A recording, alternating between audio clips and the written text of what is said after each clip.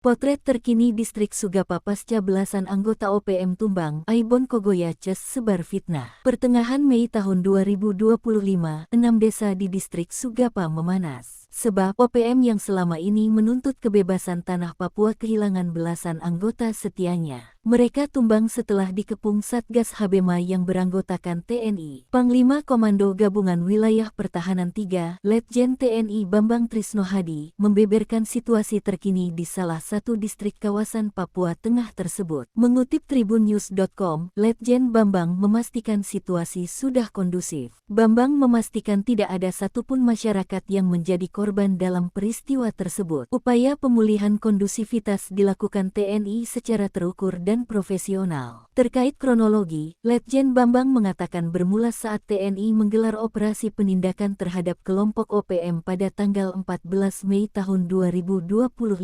Kedatangan TNI diprovokasi oleh kelompok OPM pimpinan Daniel Aibon Kogoya, Undius Kogoya dan Joshua Waker. Lantaran provokasinya gagal mempengaruhi masyarakat setempat, OPM menjadikan warga sebagai tameng hidup saat berhadapan dengan TNI. Kemudian terjadi kontak tembak antara kelompok separatis OPM dengan pasukan TNI. Sebanyak 18 anggota OPM tumbang. Bambang menegaskan, upaya penindakan terhadap OPM bukan hanya demi keamanan, tapi juga bentuk perlindungan terhadap hak-hak dasar warga untuk hidup damai dan sejahtera di tanah kelahirannya.